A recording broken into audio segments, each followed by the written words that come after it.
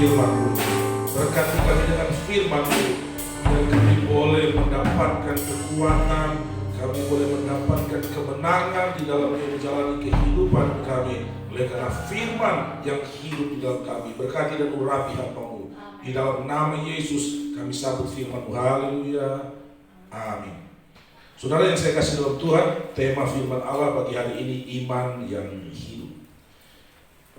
Di dalam Ibrani pasal yang ke-11 ayat pertama, firman Allah berkata, iman adalah dasar dari segala sesuatu yang kita harapkan dan bukti dari segala sesuatu yang kita lihat.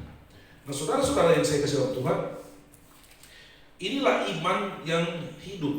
Jadi kita belum melihat, tetapi kita percaya. Kita belum mendapatkan, tapi kita meyakininya bahwa kita pasti mendapatkan. Jadi kita butuh iman yang hidup di tengah-tengah perjalanan iman kita, kekristenan kita, supaya kita bisa melihat sesuatu yang luar biasa yang Tuhan bisa kerjakan dalam kehidupan kita. Terus di tengah-tengah kesukaran hari-hari ini kita butuh keyakinan bahwa kesukaran boleh ada, tetapi iman kita berkata bahwa kita mampu melewati, kita sanggup melewati kesukaran-kesukaran yang sementara terjadi. Di dalam kitab Roma pasal 10 ayat 14 firman Allah berkata, jadi iman timbul dari pendengaran dan pendengaran oleh firman Kristus.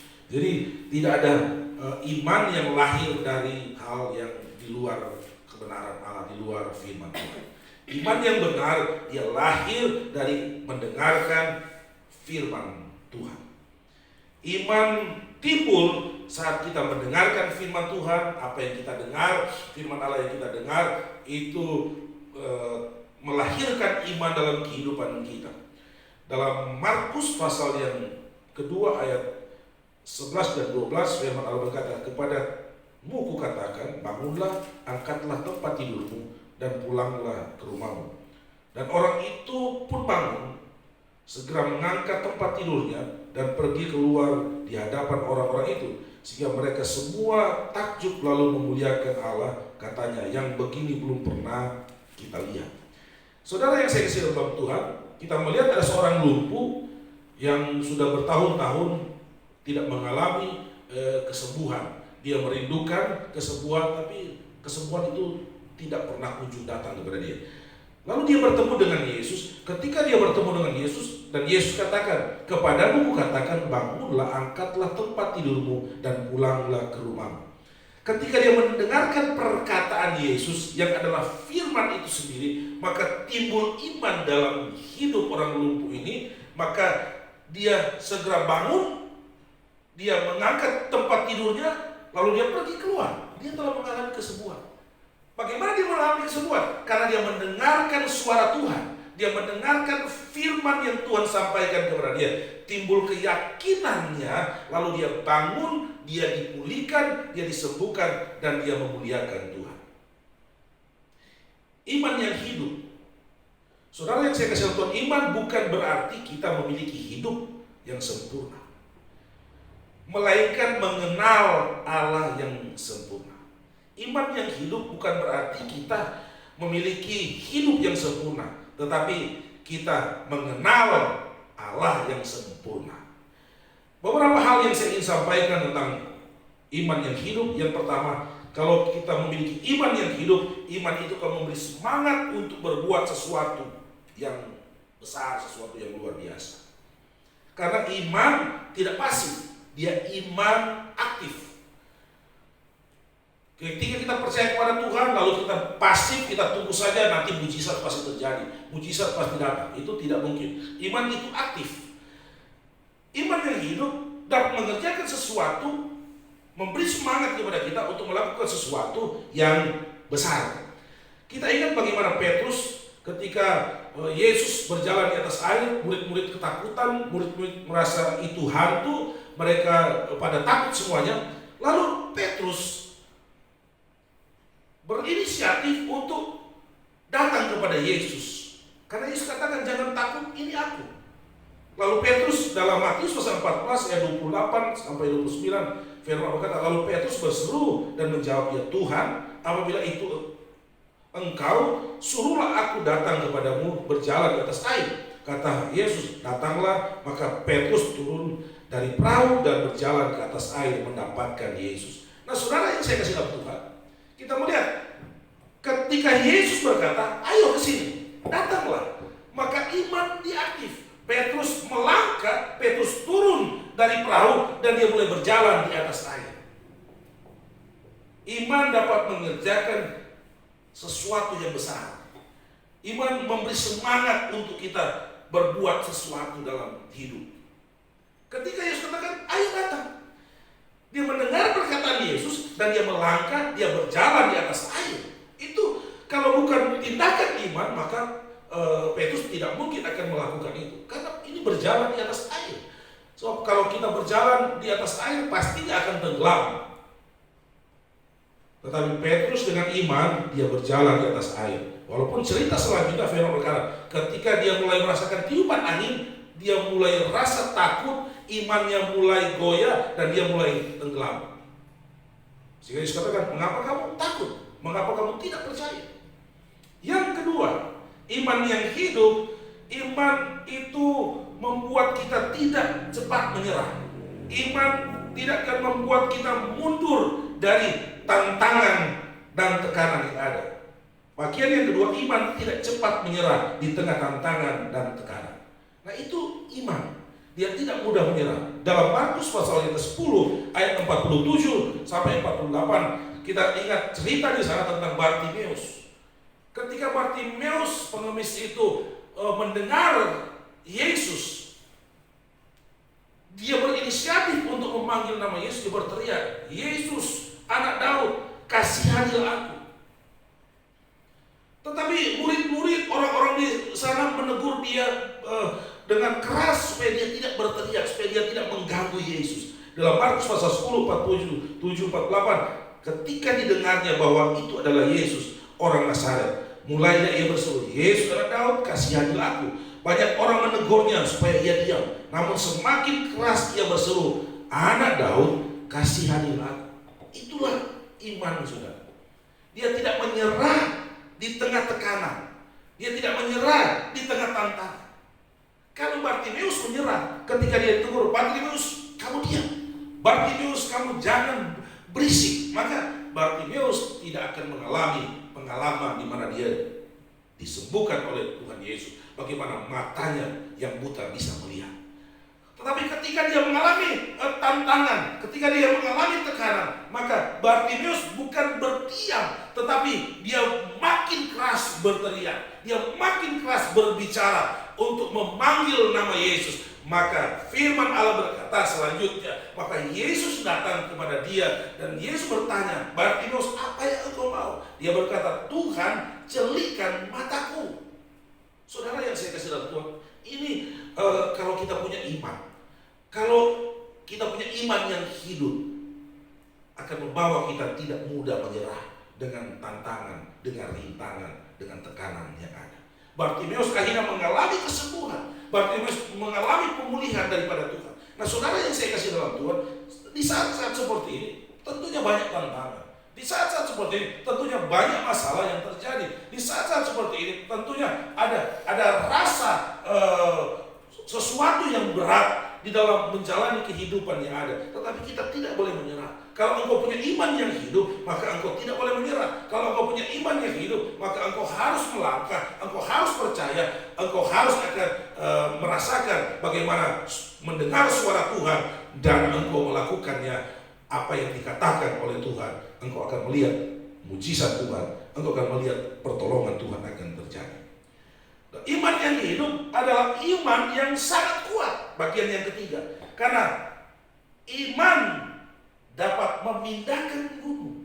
Jadi kalau saudara punya iman yang hidup, berarti saudara punya kekuatan yang luar biasa.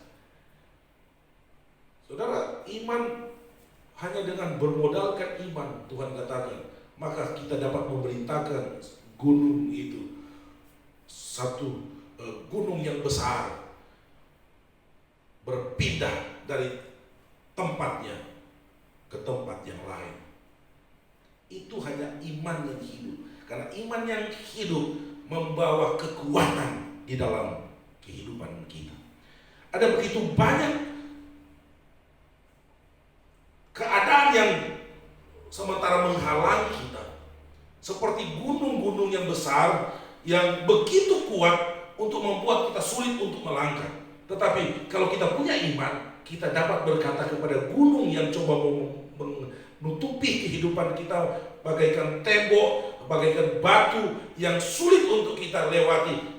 Dengan iman kita katakan, bergeser, berpindah, maka itu bisa terjadi. Matius pasal 17 ayat 20 firman Allah berkata, Ia berkata kepada mereka, karena kamu kurang percaya, sebab aku berkata kepadamu, sesungguhnya sekiranya kamu mempunyai iman sebesar biji sawi saja, kamu dapat berkata kepada gunung ini, pindah dari tempat ini ke sana, maka gunung ini akan pindah, dan takkan ada yang mustahil bagimu. Nah, saudara lihat, jadi hari-hari ini berapa besar gunung yang sementara menutupi perjalanan kita, yang sementara menghalangi perjalanan hidup kita, yang sementara berada di depan kita, yang menghambat laju kita, laju kesuksesan, laju keberhasilan. Maka dengan iman yang hidup kita mempunyai kekuatan untuk berkata, bergeser, berpindah ke sana, maka itu akan terjadi.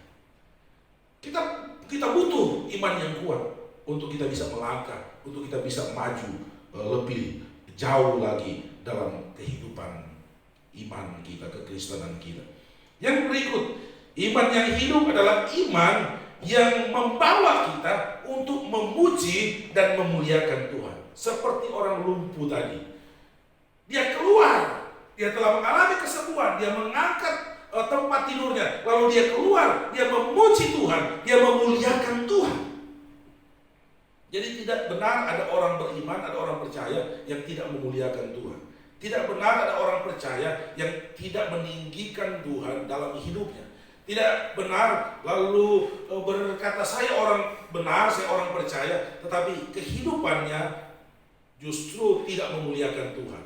Justru bersikap melakukan hal-hal yang Tuhan tidak kehendaki. Bersikap sangat memalukan Tuhan.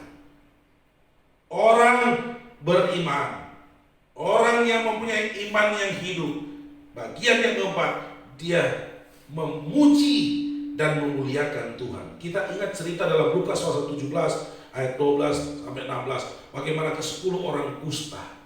Mereka datang kepada Yesus memohon supaya mereka disembuhkan. Lalu Yesus katakan, pertunjukkanlah kepada para imam-imam keadaan kamu. Di tengah jalan mereka mengalami kesembuhan. Saudara yang saya kasih dalam Tuhan, dari ke-10 orang tersebut hanya satu orang yang mempunyai iman yang hidup.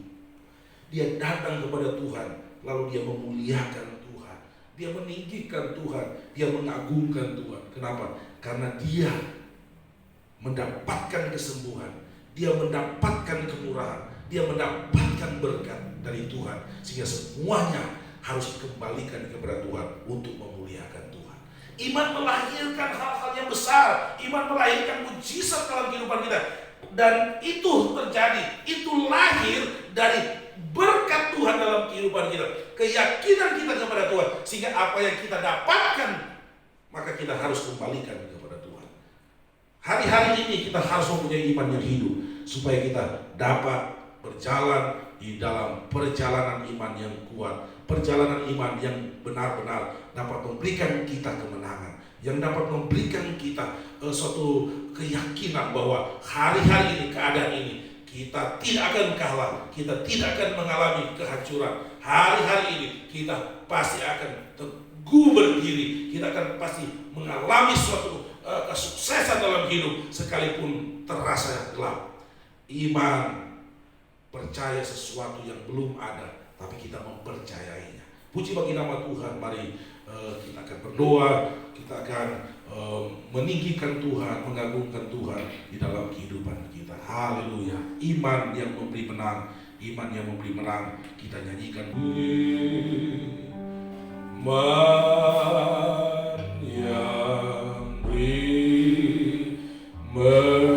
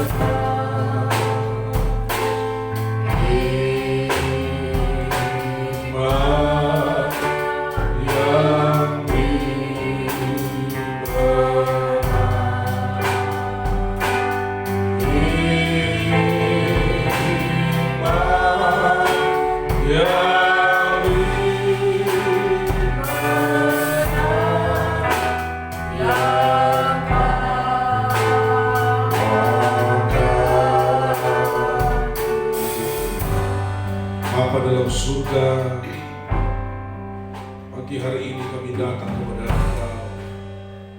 Kami memuliakan, kami meninggikan nama-Mu.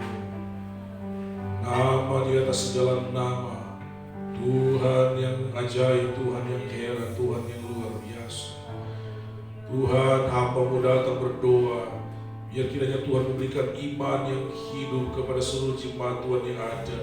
Tuhan kiranya memberikan kekuatan kepada mereka dalam mereka menjalani kehidupan yang ada. Tuhan kiranya menyatakan berkat-Mu dalam hidup mereka. Tuhan kiranya menyatakan pertolongan-Mu dalam hidup mereka. Bahwa sesungguhnya Engkau Allah kami, Allah yang tidak terbatas, Allah yang luar biasa, Allah yang ajaib, Allah yang heran, Allah yang penuh dengan kasih, yang tidak akan membiarkan umat-umat-Mu di tengah-tengah keadaan yang sulit ini. Apabila ada umat-Mu yang sakit, Tuhan jamah sembuhkan. Apabila ada umat-Mu yang mengalami kelemahan, Tuhan memberikan kekuatan. Kalau ada umat Tuhan yang berkekurangan, Tuhan tolong, Tuhan berkati mereka. Di dalam pergumulan, di dalam peperangan, dalam nama Yesus Tuhan memberikan mereka kemenangan. Dalam nama Yesus Tuhan menyatakan pertolongan dalam hidup mereka. Kiranya kuasa-Mu Tuhan, kiranya berkat-Mu Tuhan dinyatakan, sehingga mereka boleh menang dalam menghadapi segala situasi yang ada. Pekerjaan usaha jemaat Tuhan mereka berkati. Mungkin hari-hari ini terhenti oleh karena keadaan yang sementara terjadi. Tapi kami percaya pada saatnya nanti mereka akan bangkit, mereka keluar, mereka akan sukses oleh karena Tuhan memberkati mereka. Terima kasih banyak Bapa dalam surga. Rumah tangga jemaat Tuhan Kau berkati, suami, istri, orang tua, anak-anak biar diberkati dan diberkati oleh Tuhan.